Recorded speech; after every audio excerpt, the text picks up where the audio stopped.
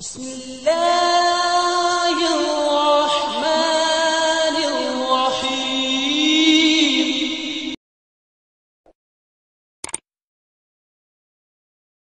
محترم حضرات،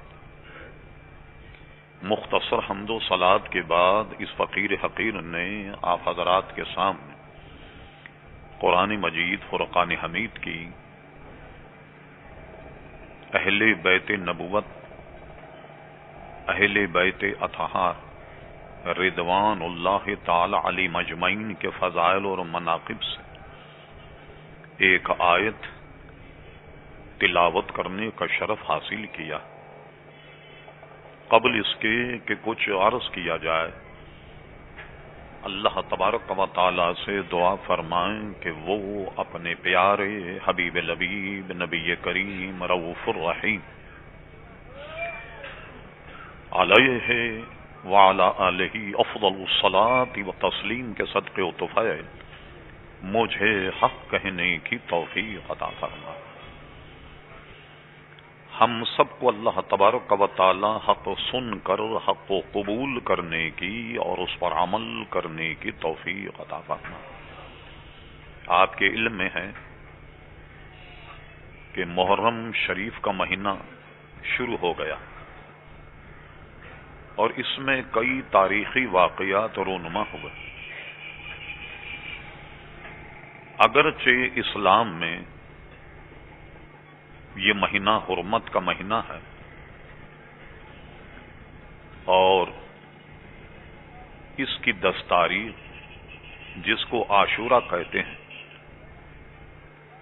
اس میں عبادت نہایت ہی فضائل مناقب کی حامل ہے۔ اس دن صحابہ کرام علیہم الرضوان نے روزہ بھی رکھا اور بے شمار فضائل یوم عاشورہ کے، لیکن ایک واقعہ یوم عاشورہ کو ایسا رونما ہوا کہ جس سے مسلمانوں میں یوم عاشورہ منانے کا ایک دوسرا انداز آیا۔ چونکہ امام حسین رضی اللہ تعالیٰ عنہ تقریباً اپنے 72 ساتھیوں اہل و عیال سمیت کربلا کے میدان میں شہید کر دیے گئے، تو ہم اہل سنت و جماعت کے یہاں اس مہینے میں عاشورے کی تعظیم اور اس میں عبادت وہ تو اپنی جگہ ہے، لیکن بطور خاص اہل بیت کا تذکرہ اور اہل بیت کے فضائل اور مناقب، امام حسین رضی اللہ عنہ، ان کے رفقا کی شہادت اور ان کو ایصال ثواب، یہ کیا جاتا ہے، یہ منایا جاتا ہے۔ مسلمانوں میں کئی طبقے اپنے اپنے انداز سے مناتے ہیں۔ آپ کو تعجب ہوگا، بعض ایسے فرقے ہیں جو اس میں خوشی مناتے ہیں، اگرچہ وہ ان میں کہ لوگ ناقید ہو گئے۔ بعض لوگ ان دنوں میں لال کپڑے پہنتے، خوشی کا اظہار کرتے، بعض لوگ اس میں ہرے کپڑے پہن کر خوشی کا اظہار کرتے، اور بعض لوگ ان کا صوم منانے کے لیے کالے کپڑے پہن کر اس کا اظہار کرتے۔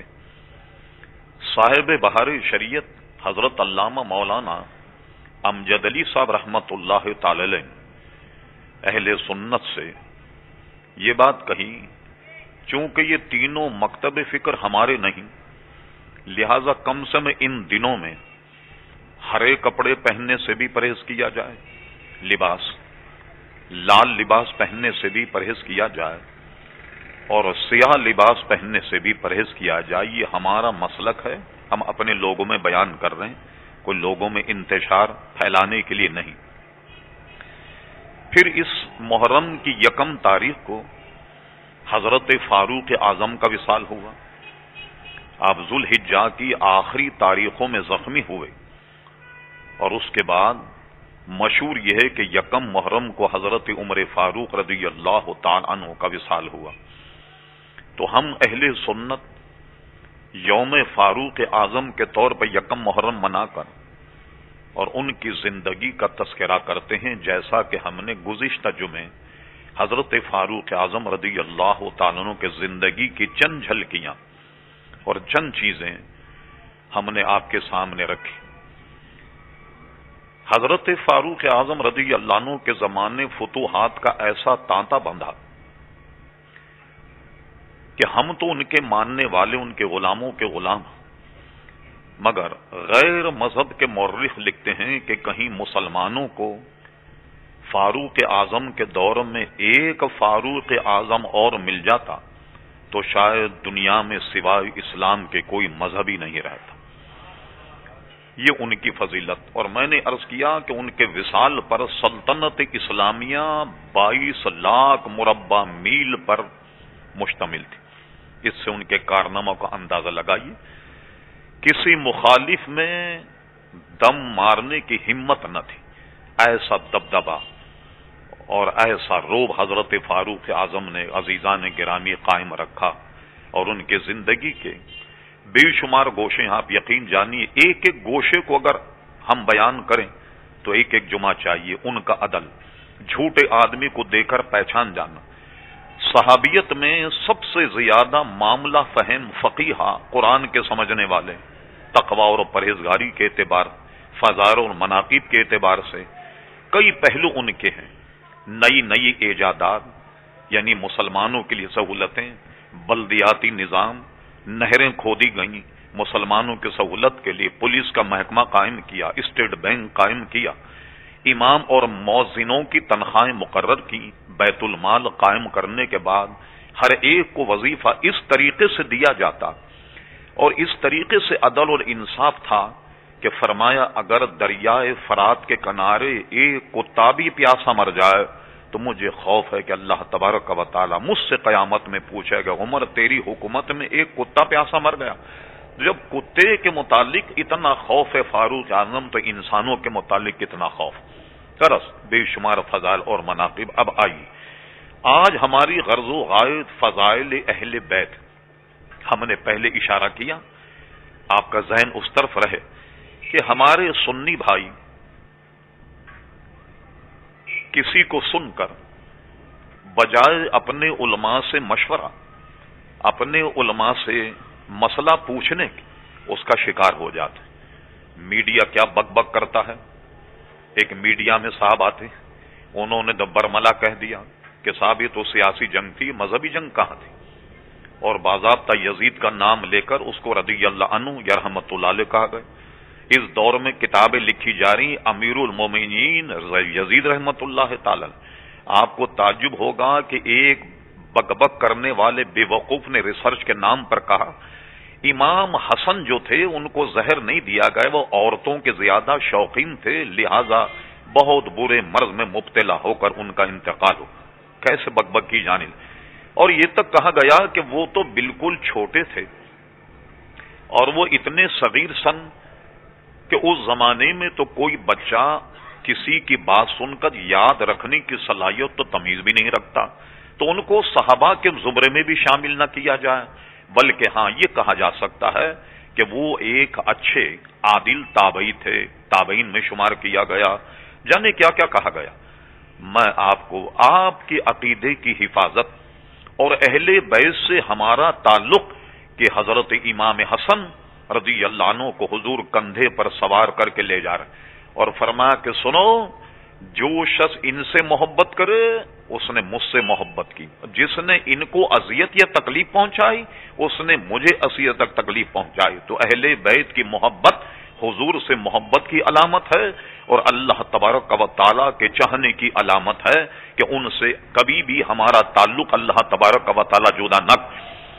آپ باب التشہد مشکاہ شریف اٹھائیے کہ حضور علیہ الصلوۃ والسلام نے نماز میں درود شریف پڑھنے کو کیسے ارشاد فرمایا کہ کما صلیت علی ابراہیم وعلی آل ابراہیم انک حمید مجید، تو جیسے ان کی آل اولاد پر درود شریف کہا گیا تو اسی طریقے سے حضور علیہ السلام کی آل اور اولاد پر بھی درود شریف کی تعلیم دی گئی، جیسا کہ درود ابراہیم ہے ہم حضرت ابراہیم علیہ السلام اور ان کی آل اور حضور علیہ الصلوۃ والسلام کی آل اوراد پر درود شریف پڑھتے. امام شافعی کی ایک ربائی ہے، وہ یہ فرماتے ہیں اے اہل بیت نبوت، کیا تمہاری عظمت اور شان کے لیے اتنی بات کافی نہیں کہ اللہ تبارک و تعالی نے تم سے محبت رکھنے کو قرآن مجید میں فرض قرار دے دیا؟ تو فرمایا کہ کفاکم من عظیم القدر انکم من لم یصلی علیکم اللہ صلاۃ علیہ، تمہاری عظمت کے لیے اتنی بات کافی نہیں کہ جو شخص تم پہ حالت نماز میں درود نہ پڑھے لا صلاۃ علیہ، اس کی بھی کوئی نماز. اللہ اکبر. کیونکہ امام شافعی کے نزدیک حضور علیہ السلام پر نماز میں درود شریف پڑھنا یہ واجب، اور ہمارے امام اعظم ابو حنیفہ کے نزدیک سنت موقدہ. کسی نے درود شریف نہ پڑھا تو گویا اس کی نماز ناقص ہوگی. یہ ایک فقہی بحث الگ ہے، اس میں ہم آپ کو الجھانا نہیں چاہتے. ان کی عظمت. اب آئیے، بعض لوگوں نے منصوبہ یہ بنایا کہ یہ چھوٹی عمر کے ہونے کی وجہ سے یہ تو حضور علیہ السلام کے صحابی بھی نہیں. اب آئیے ان کی فضیلت جو آیت ہم نے بیان کی اس کا ترجمہ کر کے پھر ہم آگے چلتے ہیں. انما یرید اللہ لیذہب عنکم رجس اہل البیت، اے اہل بیت نبوت، اللہ تبارک و تعالی تم سے رجس، تم سے ناپاکی کو دور کرنے کا ارادہ رکھتا ہے. وَيُطَهِّرَكُمْ تَطْهِيرًا، اور تمہیں خوب پاک اور خوب پاک کرنے کا ارادہ رکھتا. کیا مطلب ہوا؟ خدا نخواستہ اس کا معنی یہ نہیں کہ ان میں کوئی ناپاکی لگی ہوئی تھی تو اس کو دور کرنے کا اللہ تبارک و تعالیٰ نے اعلان فرمایا. ہم ترجمے کی بحث میں گئے بغیر ایک اپنے مرادی معنی جو سنی اور اہل سنت کی وہ بیان کر دیتے کہ اے اہل بیت تم پہلے سے تو پاک ہی ہو اور اللہ تبارک و تعالیٰ تمہاری پاکی کو ہمیشہ برقرار رکھنا چاہتا. ام المومنین حضرت ام سلمہ رضی اللہ تعالیٰ عنہ، ہم اہل سنت کی روایت یہ، حضور ان کے یہاں جلوہ گر تھے، اس دن شاید ان کے یہاں باری تھی حضور کے ٹھہرنے کی، تو اس وقت یہ آیت نازل ہوئی انما یرید اللہ لیذہب عنکم الرجس اہل البیت ویطہرکم تطہیرا. یہ آیت وہاں نازل ہوئی. اس نازل ہونے کے بعد حضرت ام سلمہ فرماتی ہیں کہ حضور علیہ الصلوۃ والسلام نے اپنی چادر لی، اپنی ردا لینے کے بعد اس میں سب کو جمع کیا، خود بھی حضور ان میں شامل. ان کو جمع کرنے کے بعد اس میں کون تھے؟ ایک حضرت علی تھے، ایک حضرت فاطمہ، ایک امام حسن، امام حسین. ان پر چادر ڈال دی اور چادر ڈالنے کے بعد کہا اے اللہ تبارک و تعالی یہ میرے اہل بیت ہیں اور ان سے تو ناپاکی کو دور رکھنا. سبحان اللہ. تو گویا اس چادر کے نیچے یہ چار حضرات اور کہنے والے نبی کریم صلی اللہ علیہ وسلم. حضرت ام سلمہ نے جب یہ دعا سنی کہنے لگے یا رسول اللہ صلی اللہ علیہ وسلم آپ مجھے بھی اس دعا میں شامل کر لیں. تو فرمایا تم بھی راست پر ہو، یعنی تم بھی گویا اس میں شامل ہو. اور ہم اہل سنت کا عقیدہ یہ کہ حضور کی تمام ازواج یہ اہل بیت میں شامل ہیں، تمام اولاد حضور علیہ السلام کی اہل بیت میں شامل، حضور کی چاروں صاحبزادیاں اہل بیت میں شامل. مجھے بتائیے لوگ اہل بیت کی تعریف میں خالی چار ہی حضرات کو گناتے، پنجتن پاک، ایک حضور علیہ السلام، ایک حضرت علی، ایک حضرت فاطمہ، حضرت امام حسن، امام حسین. پنجتن پاک، کیا پنجتن پاک کے معنی یہ ہیں کہ یہی پانچوں پاک ہیں، دوسرے سب معاذ اللہ پلید؟ ہرگز نہیں. خوب ذہن میں رکھیے، ایک فضیلت ہے جیسا کہ میں نے کہا کہ حضور نے چادر میں ڈھک کر ان کے لیے دعا فرمائی. تمام ازواج حضور علیہ السلام کے اہل بیت. اور قرآن مجید فرقان حمید کے متعدد آیات سے استدلال کیا جا سکتا ہے کہ اللہ تبارک و تعالی نے جگہ جگہ دیگر انبیاء کرام علیہ السلام کے ذکر میں بھی لفظ اہل بیت جہاں قرآن میں آیا وہ ان کے اہل بیت سے مراد ان کے گویا ازواج بھی اس میں شامل ہیں، تو حضور کے ازواج بھی ان میں شامل. ایک غلط فہمی یہ ہے جو لوگوں نے پیدا کی، وہ یہ کہ حضرت فاطمہ یہ ایک ہی صاحبزادی حضور علیہ السلام کی. ہم اہل سنت کا اس میں نظریہ یہ ہے جو میں قرآن سے ثابت کروں گا کہ حضور کی صاحبزادیاں چار. سب سے بڑی صاحبزادی حضرت زینب. حضرت زینب کا نکاح شیخ محقق شاہ عبدالحق محدث دہلوی کے تحقیق کے مطابق حضرت ابو العاص سے ہوا، اور وہ نبوت کے کافی عرصے کے بعد جنگ بدر کے بعد قیدی بنائے گئے اور اس کے بعد وہ ایمان لائے. یہ حضرت زینب. مشکا شریف میں کتاب الصلاۃ میں ایک حضرت امامہ کی روایت کہ حضور علیہ السلام نماز پڑھ رہے تھے اور اپنی نواسی حضرت امامہ کو حضور نے گود میں لے لیا. یہ حضرت امامہ یہ ابو العاص کی صاحبزادی اور حضرت زینب کی صاحبزادی ہیں، تو یہ حضور علیہ السلام کی بڑی صاحبزادی. حضرت رقیہ ام کلثوم یہ حضرت عثمان کے نکاح میں تھی. یہ کے بعد دیگر ان کا انتقال ہوا. جب جنگ بدر ہوئی اس وقت یہ بیمار، تو جب جنگ بدر میں فتح و نصرت کا اعلان ہوا کہ مسلمانوں نے یہ معرکہ فتح کر لیا حضور کے صدقے، اور جب یہ پیغام لے کر ایک گھڑ سوار مدینہ منورہ پہنچا تو حضرت رقیہ کا انتقال ہو گیا، تو انہیں قبر میں اتارا جا رہا. جب حضور جنگ بدر غزوہ بدر سے واپس آئے تو حضرت عثمان کو غمگین دیکھا. ملا علی قاری نے حدیث نقل کی اور دیگر حدیث کی کتابوں میں بھی ہے کہ حضور نے فرمایا عثمان تم کیوں غمگین؟ کہا حضور آپ کی صاحبزادی میرے نکاح میں تھی، تو یہ جو ایک رشتہ تھا یہ آپ سے منقطع ہو گیا. تو حضور علیہ السلام نے وقت مناسب پر اپنی دوسری صاحبزادی حضرت ام کلثوم کا نکاح حضرت عثمان غنی سے کیا، اور نکاح کرنے کے بعد فرمایا عثمان اگر تمہارے نبی کی 40 صاحبزادیاں ہوتی، وہ یہ کہ بعد دیگر ان کا انتقال ہوتا رہتا تو ہر بیٹی میں تمہیں بیاہ دیتا. 40 بھی اگر ہوتی تو میں تمہارا ان سے رشتہ کر دیتا. یہ کے بعد دیگر اگر ان کا انتقال ہوتا رہتا تو 2 صاحبزادیاں حضرت عثمان غنی کے نکاح میں آئیں حضرت رقیہ کے وصال کے بعد، اور اس کے بعد حضرت ام کلثوم یہ حضور حضرت عثمان غنی کی نکاح میں آئیں.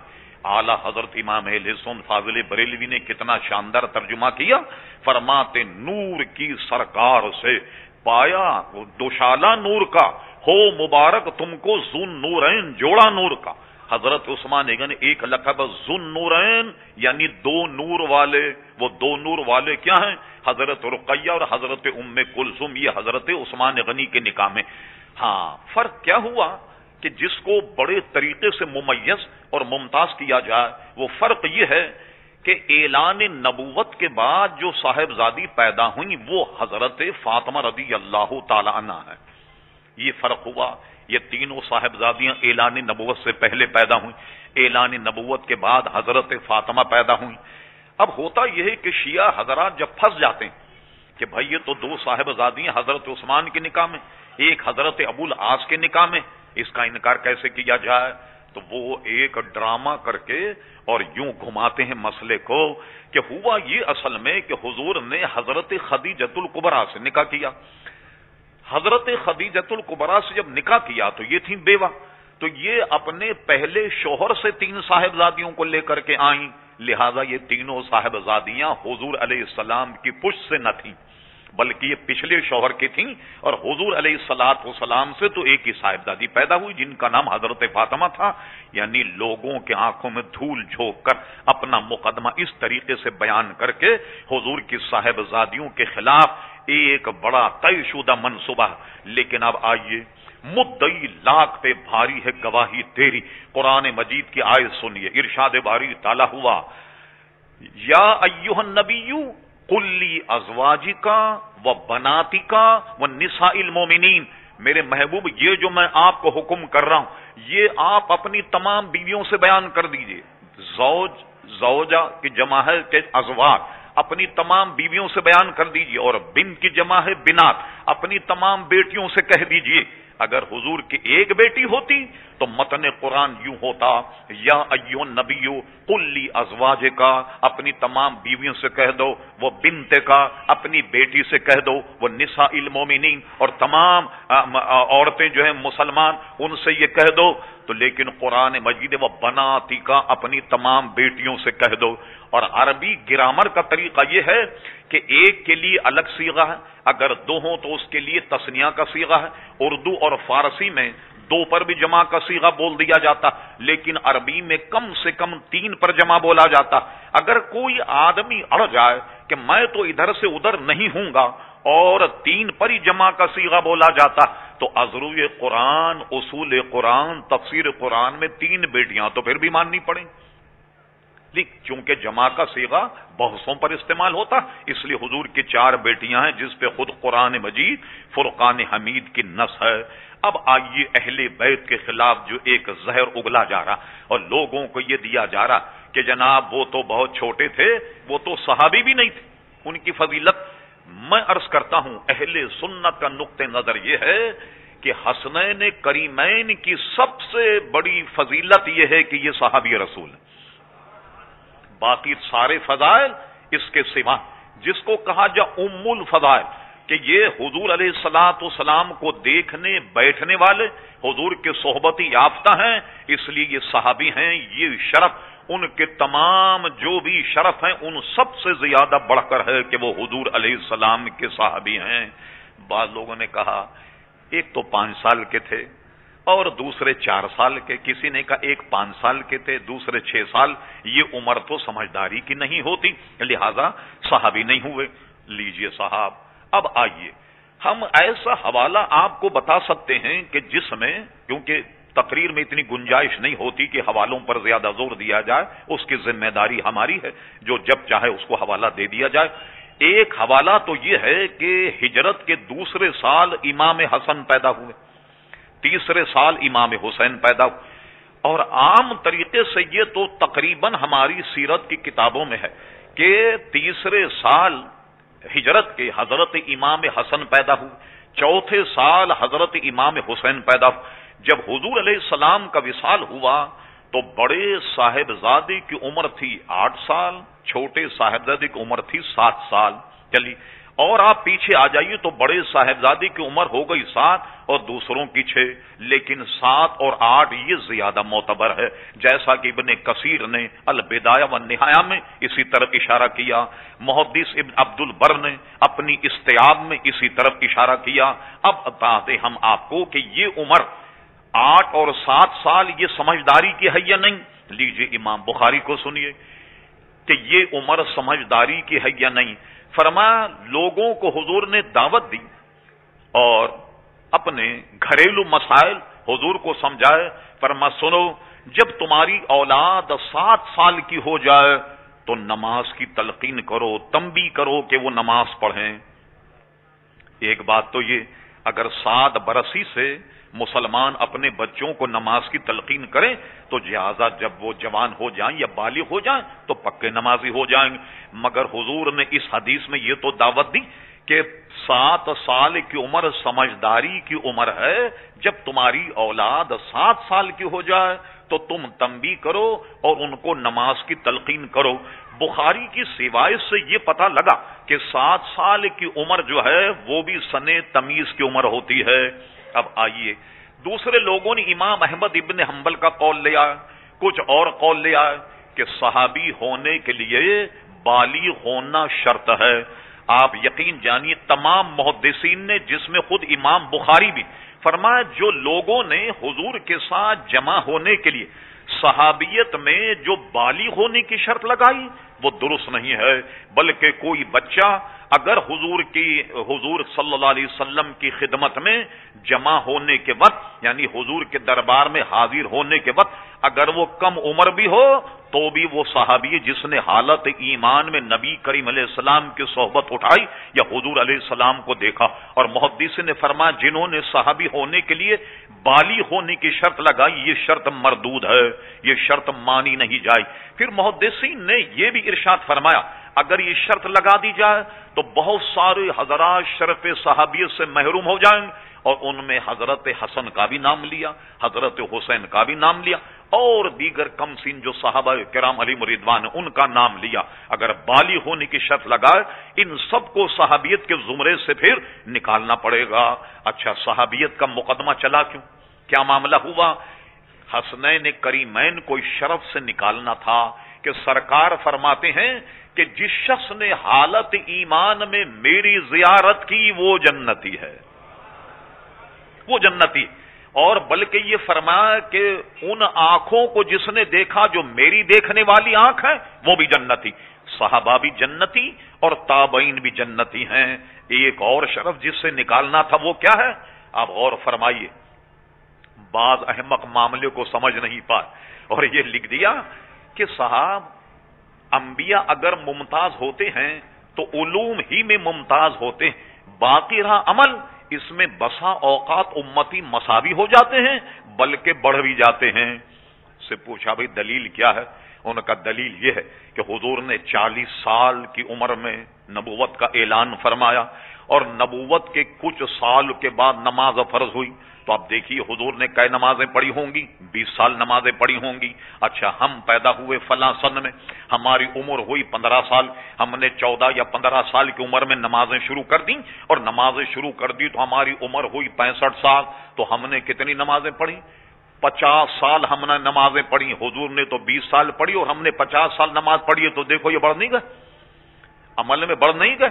اللہ اکبر۔ اب سنیے حدیث شریف، سرکار ابد قرار حضور فرماتے کہ جنہوں نے مجھے دیکھا ان کی فضیلت سنو کیا، فرمایا کہ کوئی غیر صحابی جس نے مجھے نہیں دیکھا وہ شخص احد پہاڑ کے برابر سونا اللہ کی راہ میں خیرات کر دے۔ احد پہاڑ، عمرہ کرنے والے، حج کرنے والے حضرات نے دیکھا، کیا اس کا تخمین لگانا ممکن ہے کہ وہ کتنے ٹن کتنے من کا ہوگا؟ غیر صحابی احد پہاڑ کے برابر سونا اللہ کے راستے میں خیرات کر دے، اور فرما وہ شخص کہ جس نے ایمان کی حالت مجھے دیکھا، اگر وہ ایک مد جو، مد ایک پیمانہ جس کو آپ اوزان کے تخمینہ لگائیں، ایک سیر 1 کلو یا 1.25 کلو یا 1.25 سیر کا پیمانہ ہوگا مد، فرمایا کہ میرا صحابی ایک مد جو خدا کی راہ میں خیرات کرے تو احد کے پہاڑ کے برابر سونا خیرات کرنے والا میرے صحابی کے درجے کو نہیں پہنچ سکتا۔ احد پہاڑ کے برابر سونا اگر اللہ کی راہ میں خیرات کیا جائے تو وہ حضور علیہ السلام کے صحابی کے ایک مد جو کے پیمانہ جو اس نے اللہ کی راہ میں خیرات کیا اس تک نہیں پہنچ سکتا۔ ارے جن کو دیکھنے والی کی فضیلت ہے تو سرکار کی فضیلت کو کون پہنچ سکتا؟ کون پہنچ سکتا؟ تو یہ دیکھا آپ نے صحابہ کرام علیہم رضوان کا معاملہ، اللہ اکبر۔ اور یہی نہیں، کتاب الاعتصام مشکات شریف اٹھائیے، نیکی کا حکم دینے والا اور جو آدمی اس پر عمل کرے اسے بھی ثواب ملے گا، اور جتنے لوگ اس پر عمل کریں گے پھر ایک ایک ثواب پھر اسے ملے گا کہ جس نے نیکی کا امر کیا۔ جو نماز لانے والے، جو روزہ لانے والے، جو نیکی اور ایمان لانے والے، ارے رہتی دنیا تک جب تک لوگ اس پر عمل کریں گے اس کا ثواب سرکار ابد قرار کو ملتا رہے گا۔ کہاں تم تخمینہ لگا رہے ہو کہ تم نے تو 45-55 سال نماز پڑھی اور حضور کو تو 20 ہی سال کا عرصہ ہوا ہوگا نماز پڑھنے میں؟ یہ تخمینہ بالکل غلط ہے اور ادب کے بھی عزیزان گرامی خلاف۔ اب آئیے، ہم عرض کر رہے تھے حسنین کریمین کی صحابیت، صحابہ تو تمام محدثین نے ان کو مانا۔ میں ایک بات آپ کے ذہن میں اور بٹھا دوں، وہ یہ ہے کہ صحابہ کتنے تھے؟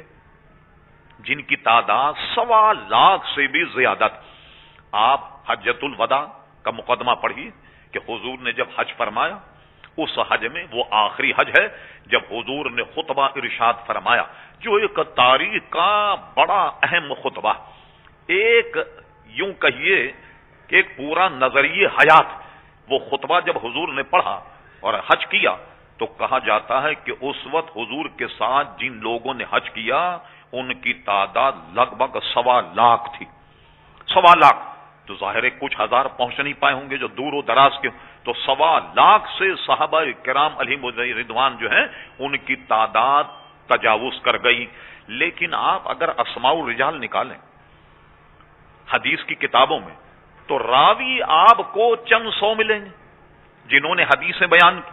بھائی 1.25 لاکھ صحابہ نے حدیثیں بیان نہیں، اگر کی بیان وہ ہم تک نہیں پہنچی، تو جو قابل روایت صحابی اس کا درجہ اور بلند کہ جس نے حضور سے سن کر کے حدیث بیان کی۔ یا فرق کو سمجھ رہے ہیں؟ بے شمار صحابہ کرام ہیں انہوں نے حدیث بیان نہیں کی، لیکن جنہوں نے حضور سے سن کر حدیث بیان کی ان کا درجہ اس معنی کر اور ہوا کہ بھئی یہ صحابی تو تھے مگر انہوں نے حضور کا کوئی قول بیان نہیں کیا یا کم سے کم ہم تک نہیں پہنچا، اور جنہوں نے حضور کی حدیث سے بیان کی ان کا درجہ ان سے اس معنی کر زیادہ ہو گیا، یہ قابل روایت صحابی ہیں۔ آپ کو سن کر یقیناً خوشی ہوگی، ایمان میں تازگی ہوگی۔ حضرت امام حسن نے براہ راست حضور سے حدیث سن کر بیان کی، حضرت امام حسین نے براہ راست حضور سے سن کر کے حدیث بیان کی۔ اور وہ حدیث کیا ہے؟ ہم بطور نمونہ ایک حدیث شریف رکھتے کہ حضرت امام حسن جو ان سے بڑے صاحبزادے، انہوں نے یہ حدیث براہ راست اپنے نانا سے سن کر بیان کی، جو دعائے قنوت کی حدیث ہے۔ یہ جو ہم وتر پڑھتے ہیں تو وتر پڑھنے میں جو دعائے قنوت پڑھتے ہیں، اس کے راوی کون ہے؟ اگرچہ دیگر صحابہ بھی، مگر ان میں ایک راوی حضرت امام حسن ہیں جو براہ راست حضور سے سن کر کے دعائے قنوت کو بیان کرتے ہیں۔ اور دوسری بات یہ جو فرما ہم اہل بیت پر صدقہ حرام ہے، ہم اہل بیت پہ صدقہ حرام ہے، یہ حدیث کے راوی کون؟ اس حدیث کے راوی بھی حضرت امام حسن ہیں، جن کو تمام محدثین نے قبول فرمایا۔ رمضان میں ایک موقع پر مسائل بیان کرنے میں ہم نے یہ حدیث عرض کی کہ کچھ کھجوریں زکوٰۃ کی تھیں، امام حسن چھوٹے، وہ زکوٰۃ کی کھجور کا ڈھیر لگا ہوا، وہ ادھر سے گزرے اور بچے تھے، انہوں نے وہ کھجور لے کر منہ میں رکھ لی۔ جب حضور نے دیکھا تو ان کو سرزنش کی اور ان کے منہ سے کھجور نکالی، کھجور نکالنے کے بعد منہ سے نکال کر رکھ دی، فرمایا یہ زکوٰۃ کا مال ہے جو اہل بیت کے لیے حلال نہیں، کھجور نکال لی۔ اس لیے زکوٰۃ، خیرات، صدقہ واجبہ یہ کوئی شخص بھی سید یا ہاشمی کو نہیں دے سکتا۔ تو ہم سیدوں پر زکوٰۃ جو مال جو ہے وہ جائز نہیں۔ اس کے راوی کون ہیں؟ اس کے راوی بھی امام حسن ہیں۔ اسی طریقے سے ایک آدمی آپ نے دیکھا ہوگا، بیٹھتے ہم بلا وجہ کی بک بک کرنے لگ جاتے، بلا وجہ کے سوالات کرنے لگ جائیں، بلا وجہ کی جھک میں لگ جاتے، اپنا وقت ضائع کرتے۔ اس حدیث کو بھی امام حسن نے بیان فرمایا کہ میں نے حضور علیہ السلام سے براہ راست یہ حدیث سنی کہ آدمی کے دین کی خوبی یہ ہے کہ وہ فالتو باتوں سے پرہیز کرے، لایانی باتوں سے پرہیز کرے، بلا وجہ ادھر ادھر کی باتیں نہ کرے۔ یہ اس انسان کی دین کی خوبی یہ ہے کہ وہ فالتو باتوں سے پرہیز کرے۔ اب بتائیے اس کو تمام محدث سے نقل فرما اور وہاں جرا اور تعدیل سے کام نہیں لیا کہ ان کی عمر تو 8 سال کی تھی، انہوں نے کیسے حضور علیہ السلام کی حدیث یاد رکھی؟ یہ اعتراض میں اور آپ کیا کریں گے جب محدثین نے اعتراض نہیں کیا؟ اب آئیے صحیح ستہ میں اپنے ایمان کو تازہ کیجئے، وقت بھی تقریباً ختم ہو رہا۔ امام حسین جو ان سے 1 سال کے چھوٹے، انہوں نے بھی براہ راست اپنے نانا سے حدیث سن کر بیان کی، اور وہ صحیح ستہ کی کتاب جو ہمارے یہاں دارالعلوم میں جو 6 کتابیں پڑھائی جاتی ہیں ان میں ایک ہے کتاب ابن ماجہ شریف، ماجہ فی صبر علی المصیبہ۔ یہ باب امام ابن ماجہ نے قائم کیا، اور اس باب کا معنی کیا ہے کہ کوئی شخص مصیبت کے وقت میں صبر کرے، یہ باب ہم اس میں قائم کرتے، ماجہ فی صبر علی المصیبہ۔ ہم یہ بات اس لیے قائم کرتے ہیں کہ پریشانی اور مشکلات میں کوئی آدمی صبر کرے تو اس کا اجر و ثواب کیا۔ لیجیے امام حسین نے بیان فرمایا، پہلے ذرا سا اس کا بیک گراؤنڈ یہ سمجھ لیں۔ کسی آدمی کا نقصان ہو جائے، کسی کا انتقال ہو جائے، بھائی کا انتقال ہو جائے، والدین کا انتقال ہو جائے، بچے کا انتقال ہو جائے، یہ بات ہم نے صبر کے باب میں تفصیلاً عرض کی، یہاں اس کی ضرورت نہیں۔ جب یہ کوئی مصیبت اور صوبت آدمی پر آئے تو وہ استقامت کا پہاڑ بن جائے اور وہ یہ پڑھ لیا کرے انا للہ و انا الیہ راجعون، تو اسے بے انتہا ثواب ملے گا، بے انتہا ثواب ملے گا۔ کسی نے مصیبت کے صبر کرنے کے بعد میں اپنے اوپر تماچے نہیں مارے، بال نہیں نوچے، ماتم نہیں کیا، سینے کو نہیں پیٹا، اور جب بھی کوئی نقصان کی خبر آئے تو کہہ دے انا للہ و انا الیہ راجعون، تو اس کا ثواب ملے گا۔ وَاسْتَعِينُوا بِالصَّبْرِ وَالصَّلَاةِ وَإِنَّهَا لَكَبِيرَةٌ إِلَّا عَلَى الْخَاشِعِينَ۔ قرآن نے فرمایا کہ وَاسْتَعِينُوا، استعانت چاہو، بِالصَّبْرِ وَالصَّلَاةِ، صبر اور صلاح، وَإِنَّهَا لَكَبِيرَةٌ، ہے یہ بہت بڑی بات، إِلَّا عَلَى الْخَاشِعِينَ، مگر جن کے دل میں خوف خدا ہے، جو اللہ سے ڈرنے والے ہیں، ان کے لیے بڑی بات نہیں ہے۔ تو یہ کہتے ہیں ہم بھی خدا کے، یہ اگر ہمارے والد جب چلے گئے، یہ بھی اللہ کے یہاں چلے گئے، تو ہمیں بھی ایک دن اللہ تبارک و تعالیٰ کے یہاں جانا، اس صبر اور استقامت کو سے ثواب ملے گا۔ مگر امام حسین نے بڑی انفرادی حدیث بیان کی، جس کو میں نے کہا ابن ماجہ نے نقل فرمایا۔ امام حسین فرماتے میں نے اپنے نانا کو یہ کہتے ہوئے سنا کہ جو شخص اپنی پچھلی مصیبت کو یاد کرے، جو آج سے 10 برس پہلے آئی، 20 برس پہلے آئی، کوئی آفت کا پہاڑ ٹوٹا ہو، کوئی غم، کوئی اندھوناک کوئی واقعہ ہوا، فرما پچھلا واقعہ یاد کر کے بھی کوئی آدمی آج پڑھ لے انا للہ و انا الیہ راجعون، تو میں نے سرکار کو فرماتے سنا کہ آج بھی اسے وہی ثواب ملے گا جو ثواب اس وقت ملا تھا، جو اس وقت صبر کرنے پر ثواب ملا تھا، آج بھی اس کو وہ ثواب ملے گا۔ آئیے ہم اس ثواب کو حاصل کرنے کیوں محروم رہیں؟ جتنے بھی سننے والے، ہم اپنا کوئی پچھلی کوئی مصیبت کو اپنے ذہن میں یاد کر لیں، کوئی مصیبت کہ جس نے ہمیں وحشت اور دہشت مبتلا کر دیا، جس میں ہم بہت زیادہ پریشان ہوں، اس میں ایک کوئی مصیبت کو اپنے ذہن میں رکھ لیں، اور ذہن میں رکھنے کے بعد سب پڑھیں انا للہ و انا الیہ راجعون، انا للہ و انا الیہ راجعون، انا للہ و انا الیہ راجعون۔ تو فرما کوئی اس زمانے پچھلے زمانے کی مصیبت کو یاد کر کے بھی آج پڑھ لے انا للہ و انا الیہ راجعون، تو اللہ تبارک و تعالی جب صبر کرتے وقت اسے ثواب عطا فرمایا، تو آج بھی اسے وہی ثواب عطا فرمایا، اور جس کو امام ابن ماجہ نے نقل کیا، نہ اس میں کوئی جرح کی، ان کی تو بہت کم عمر تھی، نہ اس میں کوئی تعدیل کا قاعدہ استعمال کیا، صاف ستھری امام حسین سے حدیث نقل کر دی۔ کیا معلوم ہوا؟ معلوم یہ ہوا کہ حسنین کریمین شرف صحابیت سے بھی مزین اور ان سے جنا متصف، اور دوسری بات یہ کہ یہ وہ صحابی ہیں جنہوں نے کئی حدیثیں اپنے نانا سے سن کر کے بیان فرمائی۔ یہ ہے ہمارے نزدیک اہل بیت اطہار رضوان اللہ تعالی علیہم اجمعین کی عزیزان گرامی فضیلت۔ وقت کی کمی کی وجہ سے بہت ساری باتیں رہ گئیں، انشاءاللہ کبھی دوسری نشست میں ہم اس پر گفتگو کریں گے۔ دعا کیجیے اللہ تبارک و تعالی اہل بیت اطہار سے ہماری نسبت کو مضبوط سے مضبوط تر فرمائے کہ جو دنیا میں بھی کام آئے گی اور آخرت میں بھی کام آئے گی۔ وما علینا الا البلاغ۔